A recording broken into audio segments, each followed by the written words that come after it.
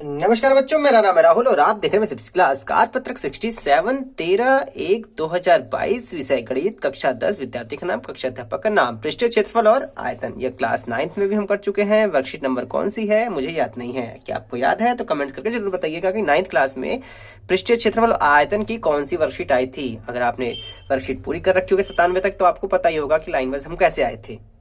तो ठीक है, तो ये सब 40 पृष्ठीय क्षेत्रफल किसे कहते हैं, आयतन किसे कहते हैं, ये तो आप सबको पता ही होगा।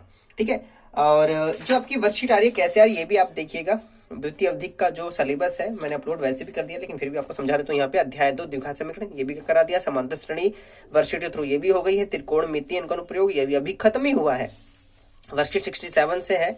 ठीक है, वृत्त ये भी समाप्त हो चुका है, रचना ये भी हो चुकी है। पृष्ठीय क्षेत्रफल मैं यहाँ पे लिख दूंगा WORKSHEET वर्कशीट 67 ये चल रही है। यहाँ से देखते कौन कौन से वर्कशीट आएगी।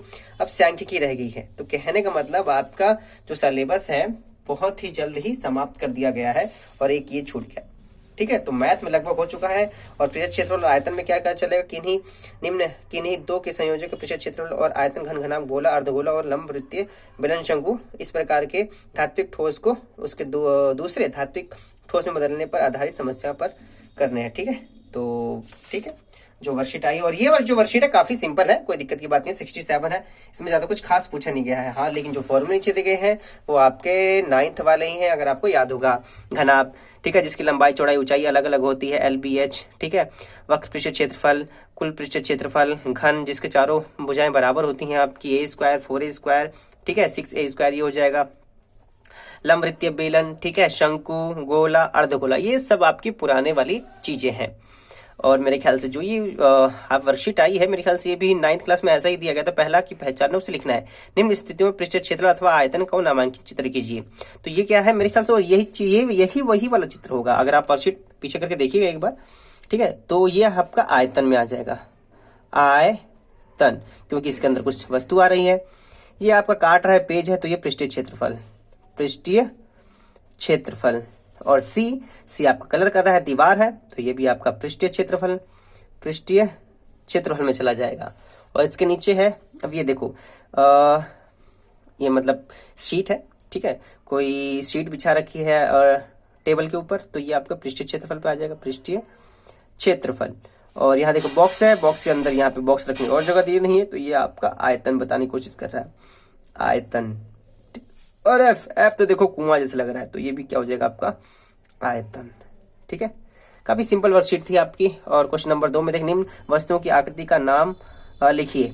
एक खुला गोल कटोरा, एक खुला गोल कटोरा जो हो जाएगा आपका, ये रहा वो आपका गोला, नहीं वे तो अर्धगोला में जाना चाहिए, सॉरी ये वाला आ जाएगा अर्धगोला में।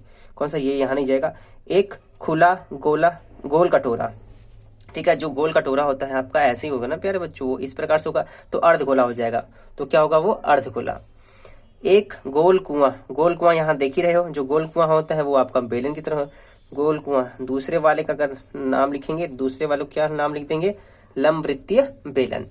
तीसरे का एक भट्टा, आपने देखा होगा जो भट्टा होगा, चिमनी जो ऐसे ऐसे टाइप की होती है, ठीक है, इस प्रकार से टाइप की होती है चिमनी, ठीक है, भट्टा यही प्रकार की कहने की कोशिश कर रहे होंगे, तो आपके लंब वृत्तीय बेलन में चला जाएगा। वो भी किस में चला जाएगा, लंब वृत्तीय बेलन, क्योंकि ऊपर से गोल है और नीचे से भी गोल होता है, वो किस में चला जाएगा, लंब वृत्तीय बेलन में। एक घर का कमरा, अब देखो घर का कमरा जो होता है चौकोर तो होगा नहीं, लंबाई और चौड़ाई होती है उसमें, तो ये क्या हो जाएगा, घनाभ, ये हो जाएगा घनाभ। और चंद्रमा हो जाएगा गोला। अगर यहाँ पे लिखना चाहते हैं तो ये देखो ये रहा गोला लिखा गया है, चंद्रमा गोला ही होता है, 3D टाइप का ही है, उसमें मास भी होता है। क्वेश्चन नंबर 3 पे आते हैं। रिक्त स्थान भरिए। एक घन का पृष्ठ, जो एक घन का पृष्ठ के आकार का होता है, घन जो होता है ये वर्ग के आकार का होता है, या समान आकार का होता है, ठीक है, एक ही आकार का होता है। एक आयत को मोड़कर बेलन की आकृति प्राप्त होती है। एक लंबवृत्तीय शंकु का आधार वृत्त के आकार का होता है। ठीक है, सिंपल। यहाँ पे ये वर्कशीट आपकी प्यारी वर्कशीट समाप्त हो जाती है। ठीक है। तो अब जो आगे आएगी वर्कशीट वो आपके पृष्ठीय क्षेत्रफल और आयतन में से है, और ज्यादातर इसी में से ज्यादा जो प्रश्न होते हैं वो इसी चैप्टर से आते हैं और इसी टॉपिक से आते हैं। ये आपने 9th में भी अच्छे से पढ़ा होगा, उम्मीद है आपको 10th में भी पढ़ने में मजा आएगा पृष्ठीय क्षेत्रफल और आयतन में। चलिए, माय सीबीएसई क्लास की इस वीडियो को देखने के लिए धन्यवाद। तब तक के लिए जय हिंद, जय भारत।